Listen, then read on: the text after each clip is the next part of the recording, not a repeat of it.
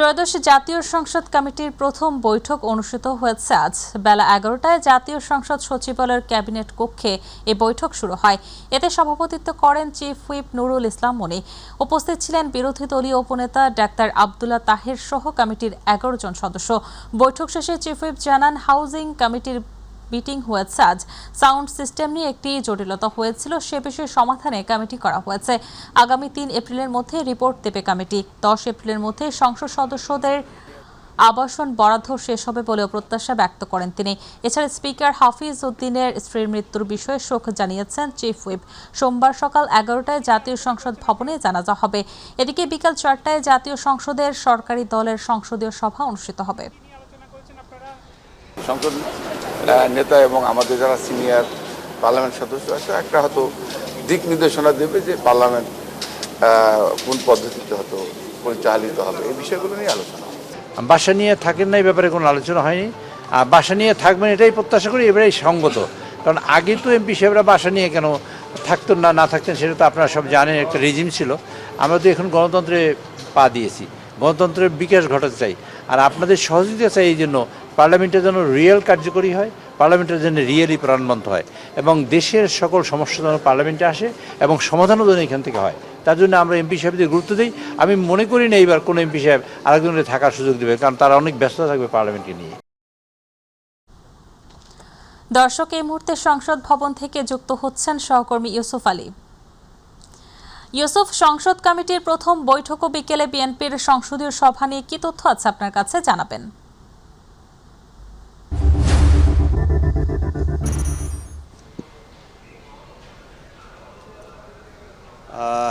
সাহেলি, আপনি জানেন যে জাতীয় সংসদ ভবনে কিছুক্ষণ আগে একটি বৈঠক অনুষ্ঠিত হয়েছে। সে বৈঠকটি হাউস কমিটির যে বৈঠক, অর্থাৎ সংসদ সদস্যদের যে আবাসনের বিষয়টি, সেই বিষয়টি নিয়ে আলোচনা হয়েছে।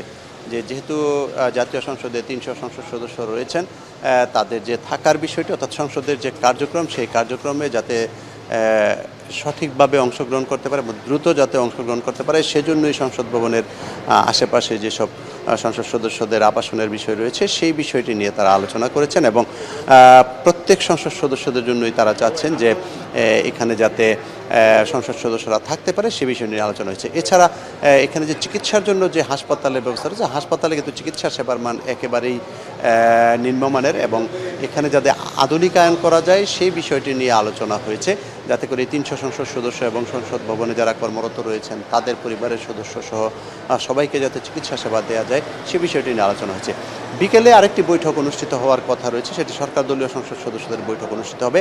আপনি জানেন যে আগামীকাল থেকে জাতীয় সংসদের অধিবেশন আবার পুনরায় বসবে এবং সেটি চলবে আগামী মাসের 30 তারিখ পর্যন্ত।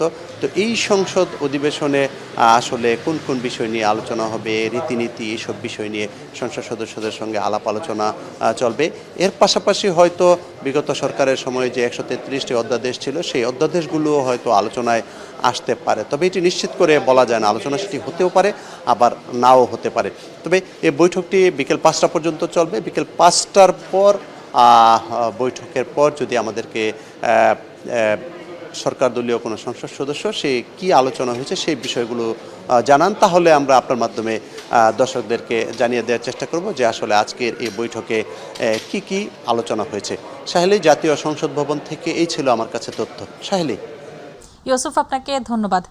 দর্শক, সংসদ ভবন থেকে আমাদের সহকর্মী ইউসুফ আলী জানাচ্ছিলেন সংসদ কমিটির প্রথম বৈঠক এবং আজ বিকেলে যে বিএনপির সংসদীয় সভা হবে সে বিষয়ে সবশেষ তথ্য। চলে যাচ্ছে পরবর্তী সংবাদে। বিএনপির চেয়ারম্যান ও প্রধানমন্ত্রী তারেক রহমান আজ রাজধানীর নয়াপল্টনে দলের কেন্দ্রীয় কার্যালয়ে যাবেন। বিএনপি চেয়ারম্যানের আগমন উপলক্ষে প্রধানমন্ত্রীর উপদেষ্টা এবং দলের জ্যেষ্ঠ যুগ্ম মহাসচিব রুহুল কবির রিজভী এরই মধ্যেই কার্যালয়ে প্রয়োজনীয় প্রস্তুতি সম্পন্ন করেছেন। এর আগে দেশে ফিরে দীর্ঘ প্রায় 2 দশক পর গত 29 ডিসেম্বর দলের কেন্দ্রীয় কার্যালয়ে যান তারেক রহমান। সেদিন বিপুল সংখ্যক নেতাকর্মী ও সমর্থক তাকে স্বাগত জানান।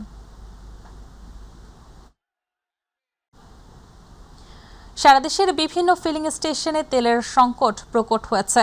ফলে তেলের অপেক্ষায় থাকা যানবাহনের দীর্ঘ সারি, কেউ কেউ ভোররাত থেকে অপেক্ষা করেও কাঙ্ক্ষিত জ্বালানি পাননি। পাম্প কর্তৃপক্ষ জানাচ্ছে সরবরাহ ঘাটতি এ সংকটের মূল কারণ। এদিকে দেশের প্রতিটি পেট্রোল পাম্পে একজন করে ট্যাগ অফিসার নিয়োগ করতে যাচ্ছে সরকার। 19টি ডিপোতে মোতায়েন করা হচ্ছে বিজিবি। রংপুর থেকে মাহমুদুল হাসানের রিপোর্টে দেখুন বিস্তারিত। ভোরের আলো ফুটতেই পেট্রোল পাম্পে ভিড়, ঘন্টার পর ঘন্টা অপেক্ষা, তবুও মিলছে না পর্যাপ্ত জ্বালানি।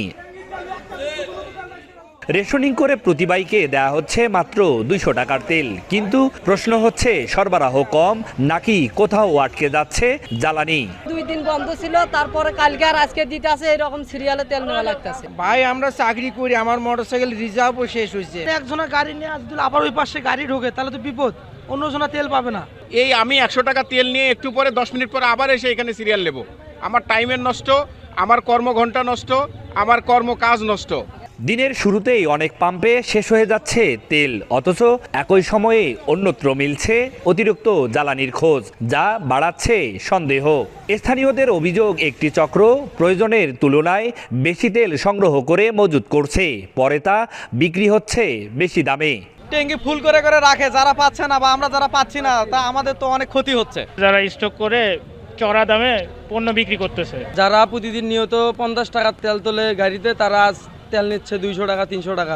এই জন্যই তো আমাদের তেলের ঘাটতিটা হয়ে গেছে। এই বোতলের তেলটা দেয়া বন্ধ হোক, তাহলে এই গাড়িদের চাপটা আর একটু কমবে। তবে পাম্প মালিকরা বলছে ভিন্ন কথা। তাদের দাবি, সরবরাহ কম থাকায় চাহিদা মেটানো সম্ভব হচ্ছে না। আমরা পর্যাপ্ত পরিমাণে তেল পাচ্ছি না।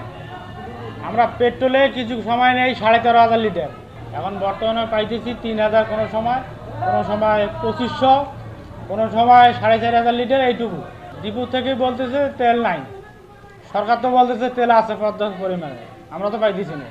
সংকট মোকাবেলায় প্রশাসনের পক্ষ থেকে গঠন করা হয়েছে ভিজিল্যান্স টিম। দেশের সব ফিলিং স্টেশনে থাকবে একজন করে ট্যাগ অফিসার। এছাড়া সারা দেশের 29টি ডিপোতে বিজিবি মোতায়েন করা হয়েছে। মাহমুদুল হাসান, মাই টিভি, রংপুর। দর্শক, এবার সিরাজগঞ্জ থেকে পাম্প পরিস্থিতি এবং জ্বালানি তেলের খবর জানাচ্ছেন প্রতিনিধি জাকারিয়া মাহমুদ। তো আসলে এই বাঘাবাড়ির যে ওয়েল ডিপো, সেই ওয়েল ডিপোর কর্তৃপক্ষের সঙ্গে আমরা বিভিন্নভাবে চেষ্টা করেছি কথা বলার জন্য। আমি আপনাকে যদি একটু দেখানোর চেষ্টা করি যে বাঘাবাড়ি ওয়েল ডিপোর কর্তৃপক্ষের সঙ্গে আমরা কথা বলার চেষ্টা করেছি বিভিন্নভাবে, কিন্তু তারা যেমনটি জানিয়েছেন যে আজকের যে মজুদ, আজকের যে সর্বশেষ মেঘনা কোম্পানি কর্তৃপক্ষ বলেছে যে প্রায় 89টি তেল পাম্পে কিন্তু ইতিমধ্যেই প্রায় কিন্তু তেল সরবরাহ করা হয়েছে, কিন্তু তবুও কিন্তু সেই সংকট সেটি কিন্তু রয়েছে। আমি এখন রয়েছি সমবায় তেল পাম্প, সেই সমবায় তেল পাম্পটিতে কিন্তু দেখানোর চেষ্টা করছে এখানে কিন্তু তেলের যে মজুদ, সেই তেল কিন্তু এখানে নেই, এবং পেট্রোল এবং অকটেন কিন্তু এখান থেকে কোনো সরবরাহ করা হচ্ছে না, এবং পাম্পটি কিন্তু আপাতত বন্ধ রয়েছে বলে যেমনটি জানিয়েছে। তো আসলে আমরা বাঘাবাড়ি ওয়েল ডিপোর সঙ্গে কথা বলেছি, কর্তৃপক্ষ চেষ্টা করেছি কথা বলার, কিন্তু তারা সেভাবে এখনো পর্যন্ত আজ পর্যন্ত কিন্তু যোগাযোগ করেনি এবং কথা বলতেও কিন্তু পারিনি। তো আসলে এই যে কৃত্রিম সংকট, সেই কৃত্রিম সংকট নিয়ে কিন্তু সিন্ডিকেট যারা রয়েছেন তারা কিন্তু বারবার চেষ্টা করছেন তেলের যে চাহিদা, সেই চাহিদা মাফিক কিন্তু কোনো যে পর্যাপ্ত তেল সেটা কিন্তু সরবরাহ করতে পারছে না, এবং কৃত্রিমভাবে কিন্তু সংকট তৈরি করা হচ্ছে বলে আমাদেরকে তেল পাম্প মালিকরা জানিয়েছেন। এবং পাম্পের মালিকরা যেটি জানিয়েছেন যে আসলে তারা কিন্তু পর্যাপ্ত যে তেল সেটা কিন্তু তারা ডিপো থেকে উত্তোলন করতে পারছে না, বিধায় কিন্তু এই সংকট সৃষ্টি হয়েছে। তো আসলে এই ছিল আমার কাছে সিরাজগঞ্জের শাহজাদপুরের ওয়েল ডিপো থেকে সর্বশেষ। জাকারিয়া, আপনাকে ধন্যবাদ। দর্শক, আমরা এই মুহূর্তে যেতে চাচ্ছি বরিশালে, সেখানে আছেন সহকর্মী পারভেজ রাসেল। পারভেজ, বরিশাল সহ দক্ষিণাঞ্চলের পেট্রোল পাম্পগুলোর জ্বালানি তেলের কেমন পরিস্থিতি দেখছেন, সার্বিক বিষয় আমাদেরকে জানাবেন।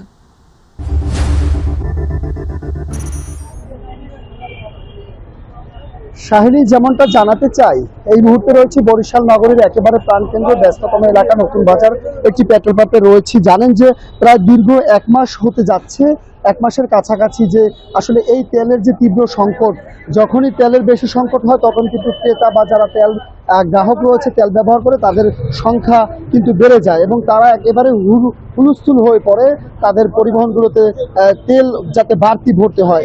এটা কিন্তু আরেকটা কৃত্রিম সংকটের সৃষ্টি করে। আর এই সুযোগটা কিন্তু আসলে নিয়ে নেয় যারা পাম্প মালিকরা রয়েছে, খুচরা পাইকারি ব্যবসায়ীরা রয়েছে। এই মুহূর্তে কিন্তু তবে বরিশালে তেলের চাহিদা রয়েছে, তবে সংকটও রয়েছে অনেক। তবে পূর্বের যে দাম রয়েছে সেই দামই কিন্তু বজায় রয়েছে। পেট্রোল রয়েছে এখন পর্যন্ত লিটার প্রতি 116 টাকা, অকটেন রয়েছে 120 টাকা এবং ডিজেল রয়েছে লিটার প্রতি 100 টাকা।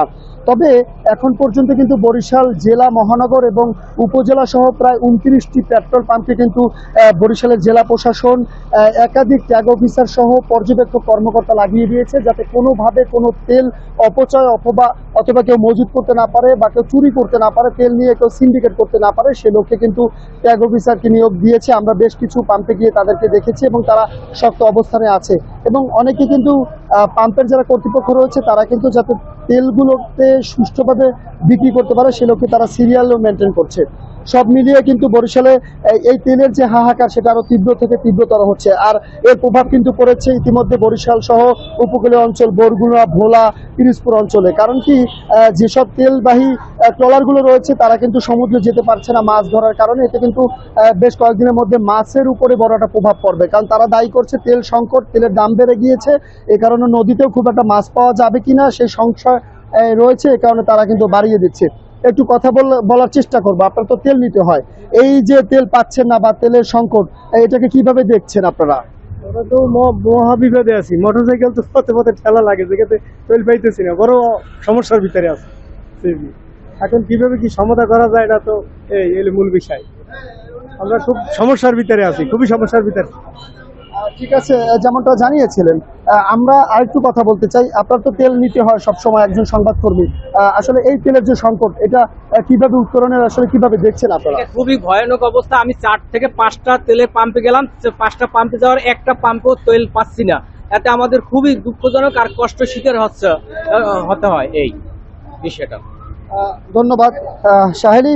আপনার মাধ্যমে মাই টিভির দর্শক যারা রয়েছে তাদেরকে আরেকটু জানাচ্ছি যে এখন পর্যন্ত কিন্তু বরিশালে আসলে তেলের দাম বাড়েনি, বা তবে চাহিদা রয়েছে। এবং পেট্রোল যারা মালিক রয়েছে পেট্রোল পাম্পগুলো, তারা দাবি করছে তাদের যে চাহিদা তার থেকে অনেকটা কম পাচ্ছে। এই পাম্পটি কিন্তু গতকাল মাত্র অক্টিনি পেয়েছে 3500 লিটার। তো তারা বলছে যে আসলে সকাল থেকে সন্ধ্যা অবধি পর্যন্ত তেল দিলে পরই তেল কিন্তু শেষ হয়ে যায়। যে পরিমাণ চাহিদা রয়েছে, বা মোটরসাইকেল রয়েছে, বা প্রাইভেট কার রয়েছে, ব্যক্তিগত গাড়ি রয়েছে, সরকারি গাড়ি রয়েছে, তাদের যে চাহিদা সেই অনুযায়ী কিন্তু তেল তারা দিতে পারছে না। প্রতিটা প্রাইভেট কারে কিন্তু 10 লিটার করে দিচ্ছে, মোটরসাইকেলে কোথাও 200 টাকা এবং 300 টাকার বেশি দিচ্ছে না, কোনো পাম্পে 100 টাকা করেও দিচ্ছে। আবার কিছু পাম্প মালিক পক্ষ যখন দেখছে গাড়ির চাপ বেড়ে যাচ্ছে, তারা কিন্তু সেখান থেকে তেল দেওয়া বন্ধ করছে। সব মিলিয়ে তেল নিয়ে এই তেলের স্মৃতি বরিশালের মানুষ আর দেখতে চায় না। তারা চাচ্ছে আসলে যে খুব দ্রুতই যেন এটা সরকার একটা সুষ্ঠু সমাধানের মধ্যে নিয়ে আসে, এবং তেলের উপরে নির্ভর করা যেসব পণ্য অথবা পরিবহন রয়েছে তারা যেন আর জনগণকে জিম্মি না করে। এই বিষয়টা এখন কিন্তু দেখার সময় এসেছে। তা আপাতত এই রয়েছে বরিশাল থেকে আমার কাছে তেলের পরিস্থিতির যতটুকু তথ্য ছিল। সাহিলি। পারভেজ, আপনাকে ধন্যবাদ। দর্শক, বরিশাল থেকে পেট্রোল পাম্পগুলো জ্বালানি তেলের সর্বশেষ তথ্য জানাচ্ছিলেন সহকর্মী পারভেজ রাসেল। এই মুহূর্তে আমরা যুক্ত হতে যাচ্ছি চুয়াডাঙ্গায় আছেন আমাদের সহকর্মী মিঠুন মাহমুদ। আমরা এই পাম্পে আছি, আসলে তেল দিবে কখন সেটা কিন্তু কর্তৃপক্ষ সেভাবে এখনো শিওর দেয়নি। তারপরেও তেল নেওয়ার জন্য কিন্তু আমরা দেখেছি দীর্ঘ লাইন, মোটরসাইকেলে কিন্তু সিরিয়ালতে দাঁড়িয়ে আছে। এবং আসলে এই তেলের যে সংকট আদৌ আছে কিনা সেটা কিন্তু কর্তৃপক্ষ জানে না। তবে কর্তৃপক্ষের সাথে আমরা কথা বলছি, তারা কিন্তু জানিয়েছে যে তাদের যে চাহিদা তেলের সেই তুলনায় কিন্তু তারা তেল পাচ্ছে না, যার কারণে এই সংকট দেখা দিচ্ছে। তবে দেখেন কি পরিমাণে লাইন, এখানে কিন্তু লম্বা লাইন, প্রতিদিনই কিন্তু এ ধরনের লাইন দেওয়া হচ্ছে তেল পাম্পে। আমরা পাম্পে কর্তৃপক্ষ যারা কথা বলে তারা কিন্তু জানিয়েছে যে তাদের যে তেল দেওয়া হচ্ছে 2 থেকে 3 দিন পর পর কিন্তু পাম্পে তেল দিচ্ছে, যার ফলে এই সংকটটা দেখা দিচ্ছে। তবে যে পরিমাণে তেলের চাহিদা এই অঞ্চলে আমরা দেখেছি, বিশেষ করে মোটরসাইকেল এবং যে সমস্ত গাড়িগুলো আছে সেগুলো কিন্তু প্রতিনিয়তই এ ধরনের দুর্ভোগের শিকার হতে হচ্ছে। আমরা কথা বলবো তেল পাম্পের যিনি দায়িত্ব আছেন ম্যানেজার। আসলে আপনাদের এখানে কি পরিমাণের চাহিদা আছে? আমাদের এখানে চাহিদা ধরেন প্রায় প্রতিদিন প্রায় 4000 লিটারের প্রয়োজন, কিন্তু আমাদেরকে সেই তুলনায় তেল দেওয়া হচ্ছে না। আমাদেরকে ডিপোয় গেলে আপনার 2000 লিটারের বেশি আমাদেরকে পেট্রোল দিচ্ছে না। এই জন্য আমরা পরিমাণ মতো চাহিদা মতন তাদেরকে তেলটা সাপ্লাই দিতে পারছি না, যার জন্য আমাদের পাম্পে সবসময় এই মোটর সাইকেলের সিরিয়ালটা লেগেই আছে। যদি আমাদের পরিমাণ মতো তেলটা দিত তাহলে এই সংকটটা আমাদের থাকতো না। তারা কিন্তু বলছে যে তেল দিবে কখন সেটা কিন্তু কেউ জানে না, অথচ লাইন কিন্তু এখানে শত শত গাড়ি কিন্তু এখানে সিরিয়ালে আছে এবং এই পাম্প কর্তৃপক্ষ যারা তারাও কিন্তু অনেকটাই হতাশার মধ্যে পড়ে গিয়েছে আসলে তেল নিয়ে। তো আসলে এইটা আসলে বাংলাদেশের মন্ত্রী পরিষদ থেকে বলা হচ্ছে যে তেলের কোনো সংকট নাই, তবে পাম্প কর্তৃপক্ষ এবং সাধারণ সচেতন মানুষের দাবি পূর্বে যেভাবে তেল দেওয়া হতো সেই অনুযায়ী যে তেল দেওয়া হয়, প্রতিদিনে যদি পাম্পে তেল সরবরাহ করা হয় তাহলে কিন্তু এ ধরনের সংকটও দেখা দিবে না, পাশাপাশি যে সাধারণ মানুষের যে দুর্ভোগ সেটা কিন্তু থাকবে না। তো সব মিলিয়ে ছিল আমার কাছ থেকে চুয়াডাঙ্গা জেলার সর্বশেষ তথ্য। মিঠুন, আপনাকে ধন্যবাদ। দর্শক, চুয়াডাঙ্গা থেকে পেট্রোল পাম্পের সর্বশেষ পরিস্থিতি জানাচ্ছিলেন সহকর্মী মিঠুন। চলে যাচ্ছে পরবর্তী সংবাদে। সাতক্ষীরায় জ্বালানি তেল নিয়ে অনিয়ম, কালোবাজারি ও চোরাচালান রোধে ফুয়েল কার্ড চালুর উদ্যোগ নিয়েছে জেলা প্রশাসন। তবে বিষয়টি নিয়ে আলোচনা ও সমালোচনা সৃষ্টি হয়েছে গ্রাহকদের মাঝে। যদিও জেলা প্রশাসক বলছে ফুয়েল কার্ড এখনও প্রক্রিয়াধীন। বিষয়টি নিয়ে বিভ্রান্ত না হওয়ার অনুরোধ প্রশাসনের। বিস্তারিত প্রতিনিধি ফয়জুল হক বাবুর রিপোর্টে। সাতক্ষীরায় জ্বালানি তেল সংগ্রহকে কেন্দ্র করে অনিয়ম ও কালোবাজারির অভিযোগ দীর্ঘদিনের। একই ব্যক্তি একই দিনে একাধিক ফিলিং স্টেশন থেকে অতিরিক্ত তেল সংগ্রহ করে তা পরবর্তীতে চড়া দামে বিক্রি করছে বলেও অভিযোগ রয়েছে। এমন পরিস্থিতি নিয়ন্ত্রণে সম্প্রতি ফুয়েল কার্ড চালুর উদ্যোগ নিয়েছে সাতক্ষীরা জেলা প্রশাসন। তবে বিষয়টি নিয়ে মিশ্র প্রতিক্রিয়া দেখা দিয়েছে গ্রাহকদের মাঝে। সবার অধিকার, সবাই নেবে, গ্রামের লোকও নেবে, শহরের লোকও নেবে, নগদ টাকায় তেল নেবে। তেল যদি না পায় তাহলে তো হলো না। জেলা প্রশাসক যদি একটি সঠিক ব্যবস্থাপনা দেন, নির্দেশনা দেন যে আমরা কোন দিন আসলে তেল পাবো এবং সবাইকে যদি সমানভাবে বন্টন করেন তাহলে আমাদের খুব সুবিধা হয়। এদিকে ফুয়েল কার্ড নিয়ে স্থানীয়ভাবে আলোচনা ও সমালোচনা থাকলেও অনেকেই উদ্যোগটিকে ইতিবাচক হিসেবে দেখছেন। আসলে ফুয়েল কার্ডটা সাতক্ষীরা জেলায় দেখছি বেশি হচ্ছে, কিন্তু সাধারণ জনগণ হয়তো খুব কমই পাবে। আমরা এই ফুয়েল কার্ডটা নাও পাইতে পারি, এর জন্য দেখা যাচ্ছে অনেক ভোগান্তিতে আমরা পড়তে পারি। একজন লোক একবার তেল নিয়ে আবার পরে গিয়ে ফিরে দাঁড়াচ্ছে, আর ফুয়েল কার্ড হলে সে একবারই তেল পাবে এবং তাকে এন্ট্রি হবে। যদিও জেলা প্রশাসক বলছে ফুয়েল কার্ড চালুর বিষয়টি এখনও প্রক্রিয়াধীন, তবে সংকট নিরসনে অবৈধ যানবাহন নিয়ন্ত্রণের পাশাপাশি বিভিন্ন অভিযান অব্যাহত থাকবে। এই ধরনের উদ্যোগ গ্রহণ করার চিন্তা ভাবনা আমাদের আছে। এটা এখনো যেহেতু প্রক্রিয়াধীন, আমরা আশা করব যে এটা নিয়ে বিভ্রান্ত হবেন না এবং আশা করি যে এটা যতটা সম্ভব সহজলভ্য করা যায় বা সহজে ব্যবহার করা যায় সেটাই চিন্তা ভাবনা করছি। ফয়জুল হক বাবু, মাই টিভি, সাতক্ষীরা। স্বরাষ্ট্রমন্ত্রী ও বিএনপির স্থায়ী কমিটির সদস্য সালাউদ্দিন আহমেদ বলেছেন, বর্তমান পোশাকে পুলিশ বাহিনী সন্তুষ্ট নয়। আগের ঐতিহ্যমণ্ডিত যে কোনো একটি পোশাক যাতে বাংলাদেশ পুলিশ বাহিনী পায় সেজন্য সরকার কাজ করে যাচ্ছে। দুপুরে রাজশাহীর সারদায় বাংলাদেশ পুলিশ একাডেমিতে 43তম বিসিএস পুলিশ ব্যাচের প্রশিক্ষণ সমাপনী কুচকাওয়াজে প্রধান অতিথির বক্তব্যে কথা বলেন তিনি। স্বরাষ্ট্রমন্ত্রী বলেন, পুলিশ কোনো বিশেষ দলের লাঠিয়াল বাহিনী নয়, পুলিশ হবে জনগণের বন্ধু। পুলিশ বাহিনীকে দলীয় প্রভাবমুক্ত করে আধুনিক সেবাধর্মীয় মানবিক বাহিনী হিসেবে জনগণের কাছে সেবা নিশ্চিত করাই এ সরকারের লক্ষ্য।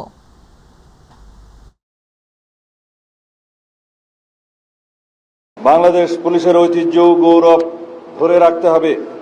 মুক্তিযুদ্ধের চেতনা ও 2024-এর ছাত্র গণ অভ্যুত্থানের শহীদদের আত্মত্যাগের প্রতি সম্মান জানাতে এবং একটি শান্তিপূর্ণ ও উন্নত গণতান্ত্রিক বাংলাদেশ বিনির্মাণে আপনাদের ভূমিকা পালন করতে হবে। এই আমাদের প্রত্যাশা। আমি আপনাদের উজ্জ্বল ভবিষ্যৎ কামনা করছি। সামনে বর্ষা মৌসুমে ডেঙ্গুর প্রকোপ বাড়তে পারে এমন আশঙ্কায় ঢাকা উত্তর সিটি কর্পোরেশন রাজধানীতে বিশেষ মশক নিধন কর্মসূচি শুরু করেছে। সকালে রাজধানীর Mohammadpur residential model school and কলেজে কর্মসূচি উদ্বোধন করেন ডিএনসিসি প্রশাসক শফিকুল ইসলাম খান মিল্টন। এ কার্যক্রমের আওতায় নগরীর 536টি স্কুলে নিয়মিত মশক নিধন কার্যক্রম পরিচালনা করা হবে বলে জানান তিনি। বলেন, সামনে বর্ষা মৌসুমে ডেঙ্গুর ঝুঁকি বাড়তে পারে। সম্প্রতি প্রায় 1 মাস স্কুল কলেজ বন্ধ থাকার পর শিক্ষার্থীরা আবার ক্লাসে ফিরছে, তাই শিক্ষার্থীদের সুস্থতা নিশ্চিত করতেই এই উদ্যোগ নেওয়া হয়েছে।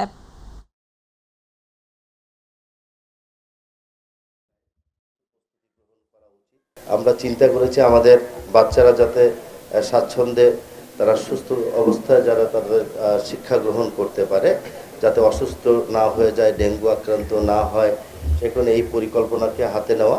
এই 536টি স্কুল আছেন, প্রতিটি পর্যায়ক্রমে আমরা এটাকে অব্যাহত রাখব, যাতে করে আমাদের স্কুলের ক্যাম্পাস এবং কলেজ ক্যাম্পাসে এই ডেঙ্গুর যে আবির্ভাব সেটিকে প্রতিরোধ করার জন্য।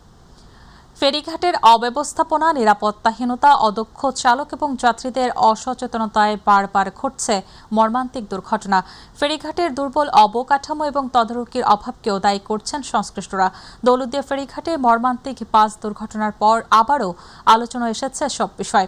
রাজবাড়ী প্রতিনিধি মোমেন শেখের তথ্য চিত্রে বিস্তারিত জানাচ্ছেন হাফিজা খানম জ্যোতি। বুধবার বিকেলে রাজবাড়ী থেকে ছেড়ে আসা ঢাকাগামী সৌহার্দ্য পরিবহনের একটি বাস দৌলতদিয়া ৩ নম্বর ফেরিঘাটে নিয়ন্ত্রণ হারিয়ে পদ্মা নদীতে ডুবে যায়। মর্মান্তিক এই দুর্ঘটনায় শিশু ও নারীসহ ২৬ জনের মৃত্যু ভারাক্রান্ত করেছে দেশবাসীকে।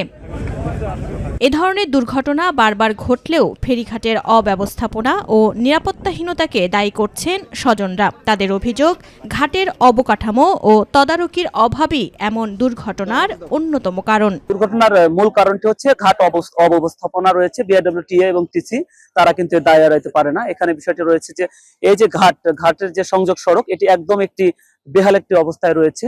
এই রেলিংটা যদি আরেক ফিটও চলতে তাহলে বাসটা পড়ে না, একটা ফিটও চলে রেলিংটা বাসটা পড়ে না। এ ঘটনায় ২টি তদন্ত কমিটি গঠন করা হয়েছে। আগামী ৩ কর্মদিবসের মধ্যে প্রতিবেদন দাখিল করতে বলা হয়েছে।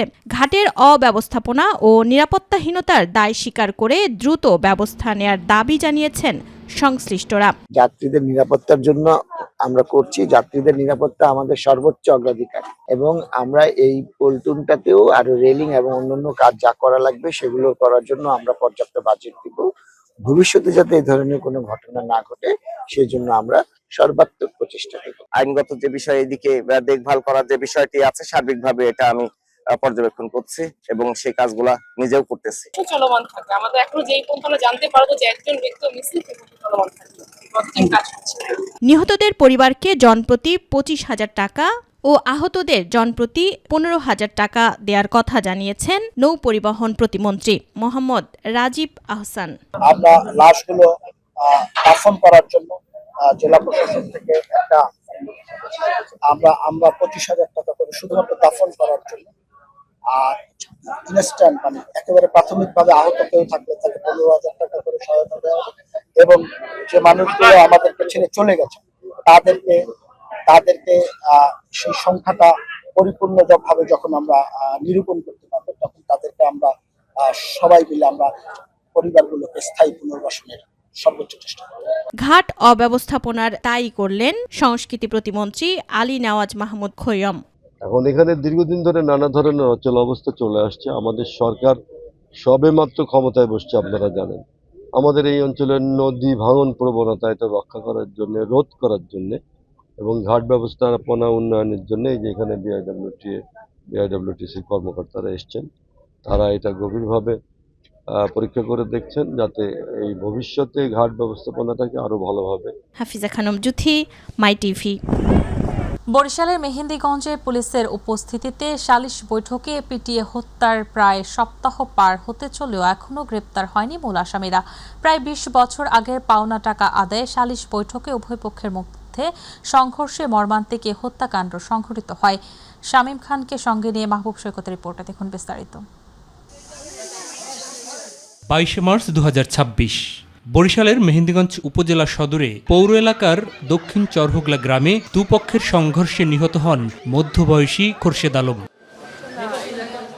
তথ্য অনুযায়ী খোরশেদ আলমের কাছে প্রায় ২০ বছর আগের পাওনা টাকা আদায়ে স্থানীয় জাহাঙ্গীর হাওলাদার থানায় অভিযোগ দায়ের করেন। পরে বিষয়টি সমাধানে উপপরিদর্শক নাজমুল ইসলামের উপস্থিতিতে খোরশেদের বাড়িতে উভয় পক্ষের আত্মীয় স্বজন সালিশ বৈঠকে বসেন।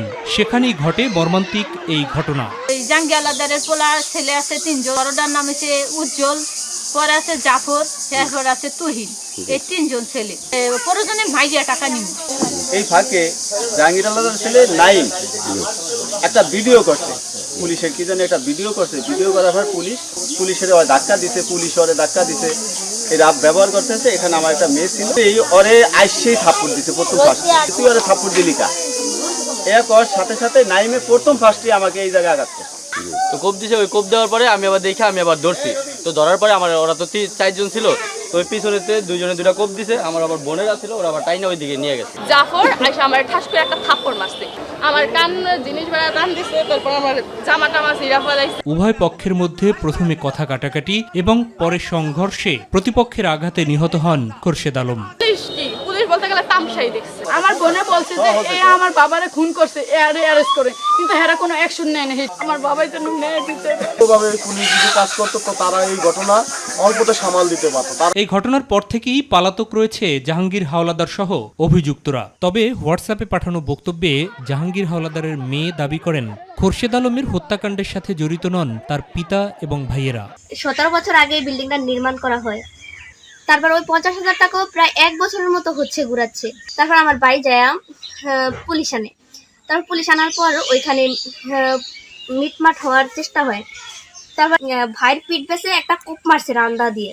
অন্যদিকে এ বিষয়ে জানতে একাধিকবার যোগাযোগ করেও পাওয়া যায়নি ঘটনার সময় উপস্থিত উপপরিদর্শক নাজমুল ইসলামকে। এমনকি একাধিকবার ফোন করে এবং থানায় গিয়েও পাওয়া যায়নি ভারপ্রাপ্ত কর্মকর্তাকে। মাহবুব সৈকত, মাই টিভি, মেহেন্দিগঞ্জ।